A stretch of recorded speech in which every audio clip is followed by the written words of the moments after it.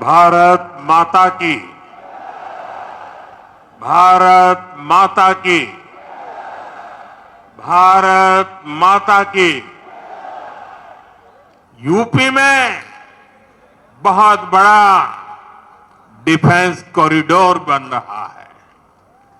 Operation सिंदूर में दुनिया ने जिस ब्रह्मोस मिसाइल का जलवा देखा, वो अब लखनऊ में बन रही है।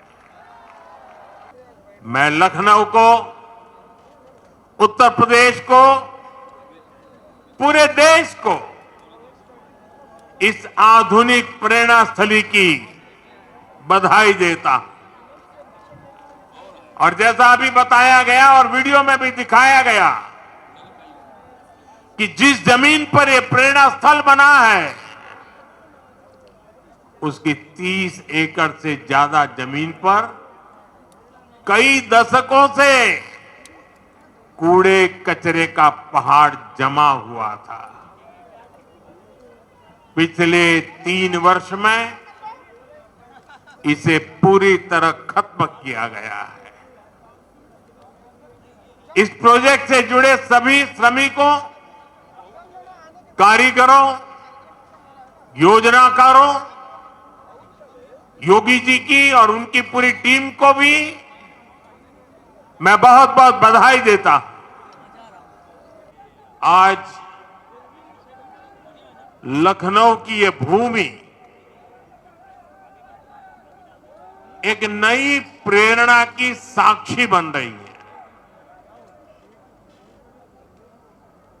इसकी विस्तार से चर्चा करने से पहले मैं देश और दुनिया को क्रिसमस की शुभकामनाएं देता हूं। भारत में भी करोड़ों ईसाई परिवार आज उत्सव मना रहे हैं।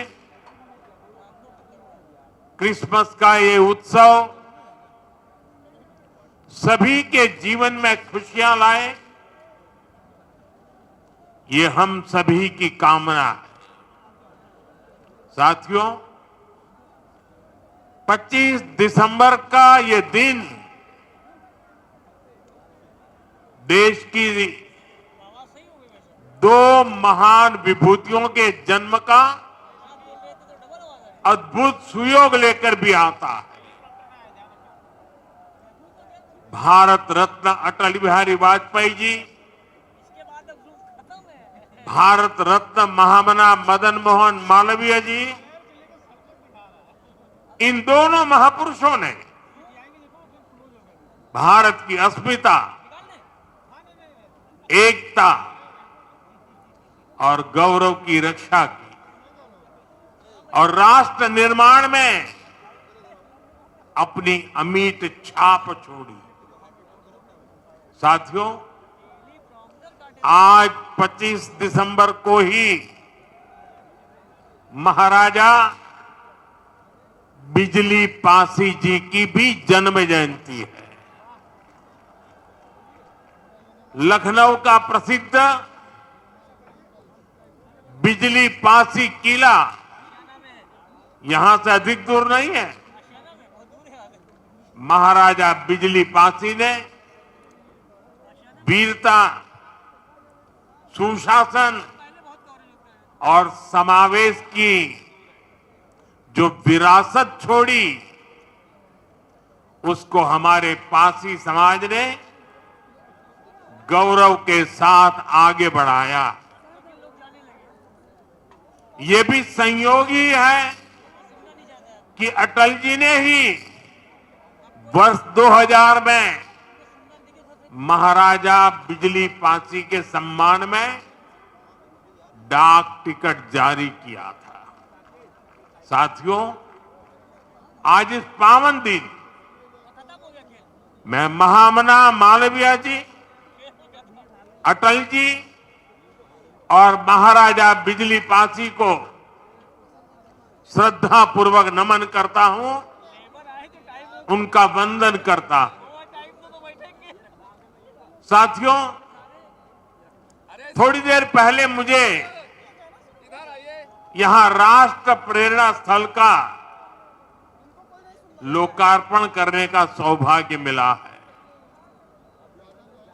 ये राष्ट्र प्रेरणा स्थल उस सोच का प्रतीक है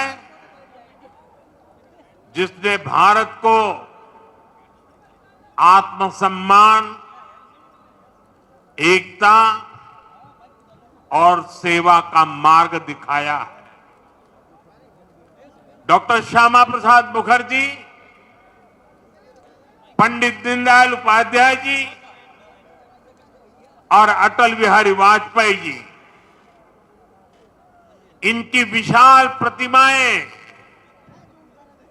जितनी ऊंची है, इनसे मिलने वाली प्रेरणाएं उससे भी अधिक बुलंद है। अटल जी ने लिखा था,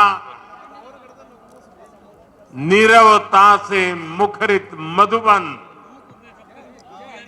परहित अर्पित अपना तन मन,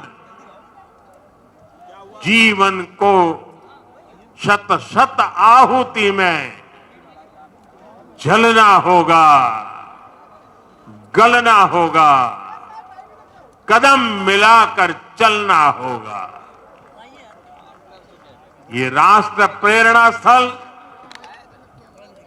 हमें संदेश देता है कि हमारा हर कदम, हर पग, हर प्रयास राष्ट्र निर्माण के लिए समर्पित हो। सबका प्रयास ही विकसित भारत के संकल्प को सिद्ध करेगा। साथियों, डॉक्टर श्यामा प्रसाद मुखर्जी ने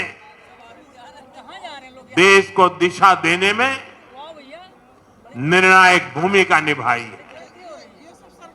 ये डॉक्टर मुखर्जी ही थे जिन्होंने भारत में 2 विधान, 2 निशान और 2 प्रधान के विधान को खारिज कर दिया था। आजादी के बाद भी जम्मू कश्मीर में ये व्यवस्था भारत की अखंडता के लिए बहुत बड़ी चुनौती थी। भाजपा को गर्व है कि हमारी सरकार को आर्टिकल 370 की दीवार गिराने का अवसर मिला। आज भारत का संविधान जम्मू कश्मीर में भी पूरी तरह लागू है। साथियों, स्वतंत्र भारत के पहले उद्योग मंत्री के रूप में डॉक्टर मुखर्जी ने भारत में आर्थिक आत्मनिर्भरता की नींव रखी थी। उन्होंने देश को पहली औद्योगिक नीति दी थी, यानी भारत में औद्योगिकरण की बुनियाद रखी थी। आज आत्मनिर्भरता के उसी मंत्र को हम नई बुलंदी दे रहे हैं। मेड इन इंडिया सामान आज दुनिया भर में पहुंच रहा है। यहां यूपी में ही देखिए, एक तरफ एक जनपद एक उत्पाद का इतना बड़ा अभियान चल रहा है। छोटे छोटे उद्योगों, छोटी छोटी इकाइयों का सामर्थ्य बढ़ रहा है। दूसरी तरफ वो दिन दूर नहीं जब यूपी का डिफेंस कॉरिडोर दुनिया भर में डिफेंस मैन्युफैक्चरिंग के लिए जाना जाएगा। साथियों, दशकों पहले पंडित दीनदयाल उपाध्याय जी ने अंत्योदय का एक सपना देखा था। वे मानते थे कि भारत की प्रगति का पैमाना अंतिम पंक्ति में खड़े अंतिम व्यक्ति के चेहरे की मुस्कान से मापा जाएगा। दीनदयाल जी ने एकात्म मानववाद का दर्शन भी दिया, जहां शरीर, मन, बुद्धि और आत्मा सबका विकास हो। दीनदयाल जी के सपने को मोदी ने अपना संकल्प बनाया है। हमने अंत्योदय को सैचुरेशन यानी संतुष्टिकरण का नया विस्तार दिया है। सैचुरेशन यानी हर जरूरतमंद, हर लाभार्थी को सरकार की कल्याणकारी योजनाओं के दायरे में लाने का प्रयास। जब सैचुरेशन की भावना होती है तो भेदभाव नहीं होता, और यही तो सुशासन है, यही सच्चा सामाजिक न्याय है, यही सच्चा सेकुलरिज्म है। आज जब देश के करोड़ों नागरिकों को बिना भेदभाव पहली बार पक्का घर, शौचालय, नल से जल, बिजली और गैस कनेक्शन मिल रहा है, करोड़ों लोगों को पहली बार मुफ्त अनाज और मुफ्त इलाज मिल रहा है, पंक्ति में खड़े अंतिम व्यक्ति तक पहुंचने का प्रयास हो रहा है, तो पंडित दीनदयाल जी के विजन के साथ न्याय हो रहा है। साथियों, बीते दशक में करोड़ों भारतीयों ने गरीबी को परास्त किया है, गरीबी को हराया है। ये इसलिए संभव हुआ क्योंकि भाजपा सरकार ने जो पीछे छूट गया था उसे प्राथमिकता दी, जो अंतिम पंक्ति में था उसे प्राथमिकता दी। साथियों, 2014 से पहले करीब 25 करोड़ देशवासी ऐसे थे जो सरकार की सामाजिक सुरक्षा योजनाओं के दायरे में थे। 25 करोड़। आज करीब 95 करोड़ भारतवासी इस सुरक्षा कवच के दायरे में है। उत्तर प्रदेश में भी बड़ी संख्या में लोगों को इसका लाभ मिला है। मैं आपको एक और उदाहरण देता हूं। जैसे बैंक खाते सिर्फ कुछ ही लोगों के होते थे, वैसे ही बीमा भी कुछ ही संपन्न लोगों तक सीमित था। हमारी सरकार ने अंतिम व्यक्ति तक बीमा सुरक्षा पहुंचाने का बीड़ा उठाया। इसके लिए प्रधानमंत्री जीवन ज्योति बीमा योजना बनाई। इससे मामूली प्रीमियम पर 2 लाख रुपए का बीमा सुनिश्चित हुआ। आज इस स्कीम से 25 करोड़ से ज्यादा गरीब जुड़े हैं। इसी तरह दुर्घटना बीमा के लिए प्रधानमंत्री सुरक्षा बीमा योजना चल रही है। इससे भी करीब 55 करोड़ गरीब जुड़े हैं। ये वो गरीब देशवासी हैं जो पहले बीमा के बारे में सोच भी नहीं पाते थे।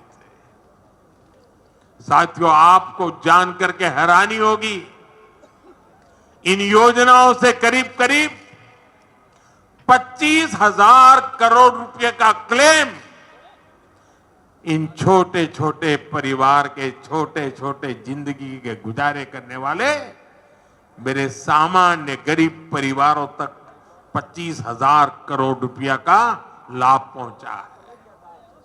यानी संकट के समय ये पैसा गरीब परिवारों के काम आया है। साथियों, आज अटल जी की जयंती का ये दिन सुशासन के उत्सव का भी दिन है। लंबे समय तक देश में गरीबी हटाओ जैसे नारों को ही गवर्नेंस मान लिया गया था, लेकिन अटल जी ने सही मायने में सुशासन को जमीन पर उतारा। आज डिजिटल पहचान की इतनी चर्चा होती है, इसकी नींव बनाने का काम अटल जी की सरकार ने ही किया था। उस समय जिस विशेष कार्ड के लिए काम शुरू हुआ था, जो आज आधार के रूप में विश्वविख्यात हो चुका है, भारत में टेलीकॉम क्रांति को गति देने का श्रेय भी अटल जी को ही जाता है। उनकी सरकार ने जो टेलीकॉम नीति बनाई, उससे घर घर तक फोन और इंटरनेट पहुंचना आसान हुआ और आज भारत दुनिया में सबसे अधिक मोबाइल और इंटरनेट यूजर वाले देशों में से एक है। साथियों, आज अटल जी जहां होंगे इस बात से प्रसन्न होंगे कि बीते 11 वर्षों में भारत दुनिया का दूसरा बड़ा मोबाइल फोन निर्माता बन गया है और जिस यूपी से वे सांसद रहे, वो यूपी आज भारत का नंबर 1 मोबाइल मैन्युफैक्चरिंग राज्य बना है। साथियों, कनेक्टिविटी को लेकर अटल जी के विजन ने 21वीं सदी के भारत को शुरुआती मजबूती दी। अटल जी की सरकार के समय ही गांव गांव तक सड़कें पहुंचाने का अभियान शुरू किया गया था। उसी समय स्वर्णिम चतुर्भुज यानी हाईवे के विस्तार पर काम शुरू हुआ था। साथियों, साल 2000 के बाद से प्रधानमंत्री ग्रामीण सड़क योजना के तहत अब तक करीब 8 लाख किलोमीटर सड़कें गांवों में बनी है और इनमें से करीब 4 लाख किलोमीटर ग्रामीण सड़कें पिछले 10-11 साल में बनी है। और साथियों, आज आप देखिए, आज हमारे देश में अभूतपूर्व गति से एक्सप्रेसवे बनाने का काम कितनी तेजी से चल रहा है। हमारा यूपी भी एक्सप्रेसवे स्टेट के रूप में अपनी पहचान बना रहा है। वो अटल जी ही थे जिन्होंने दिल्ली में मेट्रो की शुरुआत की थी। आज देश के 20 से ज्यादा शहरों में मेट्रो नेटवर्क लाखों लोगों का जीवन आसान बना रहा है। भाजपा एनडीए सरकार ने सुशासन की जो विरासत बनाई है, उसे आज भाजपा की केंद्र और राज्य की सरकारें नए आयाम, नया विस्तार दे रही है। साथियों, डॉक्टर मुखर्जी, पंडित दीनदयाल जी, अटल जी, इन 3 महापुरुषों की प्रेरणा, उनके विजनरी कार्य, ये विशाल प्रतिमाएं विकसित भारत का बहुत बड़ा आधार है। आज इनकी प्रतिमाएं हमें नई ऊर्जा से भर रही है।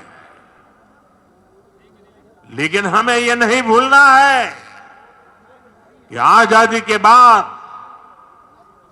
भारत में हुए हर अच्छे काम को कैसे एक ही परिवार से जोड़ने की प्रवृत्ति पनपी। किताबें हो, सरकारी योजनाएं हो, सरकारी संस्थान हो, गली सड़क चौराहे हो, एक ही परिवार का गौरवगान, एक ही परिवार के नाम, उनकी ही मूर्तियां, यही सब चला। भाजपा ने देश को एक परिवार की बंधक बनी इस पुरानी प्रवृत्ति से भी बाहर निकाला है। हमारी सरकार मां भारती की सेवा करने वाली हर अमर संतान, हर किसी के योगदान को सम्मान दे रही है। मैं कुछ उदाहरण आपको देता। आज नेताजी सुभाष चंद्र बोस की प्रतिमा दिल्ली के कर्तव्य पथ पर है। अंडमान में जिस द्वीप पर नेताजी ने तिरंगा फहराया, आज उसका नाम नेताजी के नाम पर है। साथियों, कोई नहीं भूल सकता कि कैसे बाबा साहब आंबेडकर की विरासत को मिटाने का प्रयास हुआ। दिल्ली में कांग्रेस के शाही परिवार ने यह पाप किया और यहां यूपी में सपा वालों ने भी यही दुस्साहस किया। लेकिन भाजपा ने बाबा साहब की विरासत को मिटने नहीं दिया। आज दिल्ली से लेकर लखनऊ तक बाबा साहब आंबेडकर के पंचतीर्थ उनकी विरासत का जयघोष कर रहे हैं। साथियों, सरदार वल्लभ भाई पटेल ने सैकड़ों रियासतों में बटे हमारे देश को एक किया था। लेकिन आजादी के बाद उनके काम और उनके कद दोनों को छोटा करने का प्रयास किया गया। ये भाजपा है जिसने सरदार साहब को वो मान सम्मान दिया जिसके वो हकदार थे। भाजपा ने ही सरदार पटेल की विश्व की सबसे ऊंची प्रतिमा बनाई, एकता नगर के रूप में एक प्रेरणा स्थली का निर्माण किया। अब हर साल वहां 31 अक्टूबर को देश राष्ट्रीय एकता दिवस का मुख्य आयोजन करता है। साथियों, हमारे यहां दशकों तक आदिवासियों के योगदान को भी उचित स्थान नहीं दिया गया। हमारी सरकार ने ही भगवान बिरसा मुंडा का भव्य स्मारक बनाया। अभी कुछ सप्ताह पहले ही छत्तीसगढ़ में शहीद वीर नारायण सिंह आदिवासी म्यूजियम का लोकार्पण हुआ है। साथियों, देश भर में ऐसे अनेक उदाहरण हैं। यही उत्तर प्रदेश में ही देखें तो महाराजा सुहेलदेव का स्मारक तब बना जब भाजपा सरकार बनी। यहां निषाद राज और प्रभु श्री राम की मिलन स्थली को अब जाकर के मान सम्मान मिला। राजा महेंद्र प्रताप सिंह से लेकर चौरी चौरा के शहीदों तक मां भारती के सपूतों के योगदान को भाजपा सरकार ने ही पूरी श्रद्धा और विनम्रता से याद किया। साथियों, परिवारवाद की राजनीति की एक विशिष्ट पहचान होती है। यह असुरक्षा से भरी हुई होती है। इसलिए परिवारवादियों के लिए दूसरों की लकीर छोटी करना मजबूरी हो जाता है ताकि उनके परिवार का कद बड़ा दिखे और उनकी दुकान चलती रहे। इसी सोच ने भारत में राजनीतिक छुआछूत का चलन शुरू किया। आप सोचिए, आजाद भारत में अनेक प्रधानमंत्री हुए, लेकिन राजधानी दिल्ली में जो म्यूजियम था उसमें अनेक पूर्व प्रधानमंत्रियों को नजरअंदाज किया गया। इस स्थिति को भी भाजपा ने, एनडीए ने ही बदला है। आज आप दिल्ली जाते हैं तो भव्य प्रधानमंत्री संग्रहालय आपका स्वागत करता है। वहां आजाद भारत के हर प्रधानमंत्री, चाहे कार्यकाल कितना भी छोटा रहा हो, सबको उचित सम्मान और स्थान दिया गया है। साथियों, कांग्रेस और उसके सहयोगियों ने राजनीतिक रूप से भाजपा को हमेशा अछूत बनाए रखा, लेकिन भाजपा के संस्कार हमें सबका सम्मान करना सिखाते हैं। बीते 11 वर्षों में भाजपा सरकार के दौरान, एनडीए सरकार के दौरान नरसिम्हा राव जी और प्रणब बाबू को भारत रत्न दिया गया है। यह हमारी सरकार है जिसने मुलायम सिंह यादव जी और तरुण गोगोई जी जैसे अनेक नेताओं को राष्ट्रीय पुरस्कारों से सम्मानित किया है। कांग्रेस से या समाजवादी पार्टी से कोई भी ऐसी उम्मीद तक नहीं कर सकता। इन लोगों के राज में तो भाजपा के नेताओं को सिर्फ अपमान ही मिलता था। साथियों, भाजपा की डबल इंजन सरकार का बहुत अधिक फायदा उत्तर प्रदेश को हो रहा है। उत्तर प्रदेश 21वीं सदी के भारत में अपनी एक अलग पहचान बना रहा है और मेरा सौभाग्य है कि मैं यूपी से सांसद हूं। आज मैं बहुत गर्व से कह सकता हूं कि उत्तर प्रदेश के मेहनतकश लोग एक नया भविष्य लिख रहे हैं। कभी यूपी की चर्चा खराब कानून व्यवस्था को लेकर होती थी, आज यूपी की चर्चा विकास के लिए होती है। आज यूपी देश के पर्यटन मानचित्र पर तेजी से उभर रहा है। अयोध्या में भव्य राम मंदिर, काशी विश्वनाथ धाम, ये दुनिया में यूपी की नई पहचान के प्रतीक बन रहे हैं और राष्ट्र प्रेरणा स्थल जैसे आधुनिक निर्माण उत्तर प्रदेश की नई छवि को और अधिक रोशन बनाते हैं।